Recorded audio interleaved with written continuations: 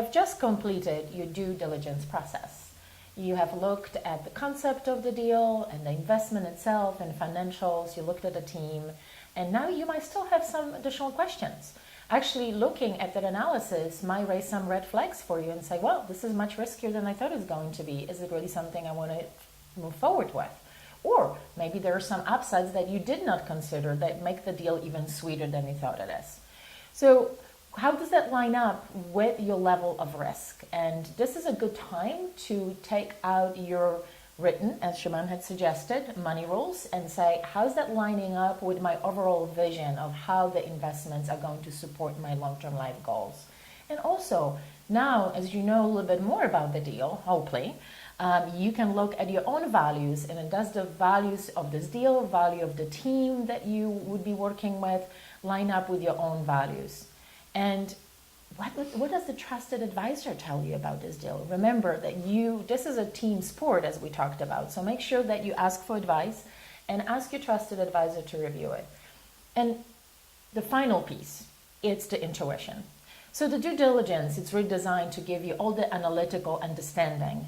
And in the end of the day, you really need to compare it with what is that your gut is telling you about. Is this really a good deal? And you really need to listen to both voices, the analytical one and the gut one. I think we both agree, Siobhan and I, that we've done deals when we didn't listen to one another that we wish we would have. Absolutely. So the due diligence process can take time and effort and team. And it's really a process to help you get what you want with your money. Now, we've gone through a lot of questions and analyses, a lot of different things that you're going to look at. And please understand that you may not look at every single thing the same on each deal. Each one is different and unique. And so your due diligence process may be slightly different for each one.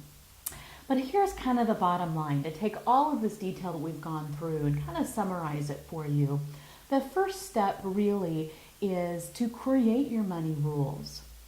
The second step is to create your own due diligence checklist. We've given you lots of ideas, lots of suggestions, but the bottom line is this is your money and you get to make those decisions.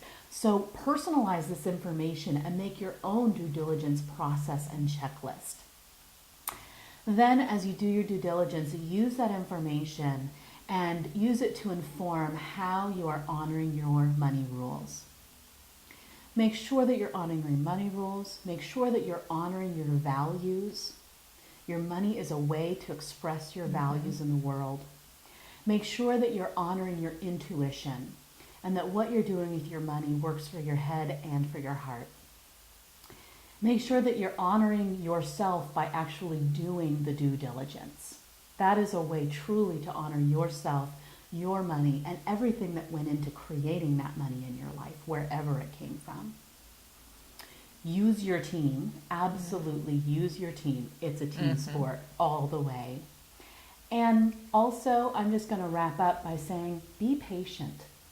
Be willing to look at lots of potential investments and lots of deals and spend the time really to learn how to do this effectively rather than jumping into the first exciting deal that comes your way.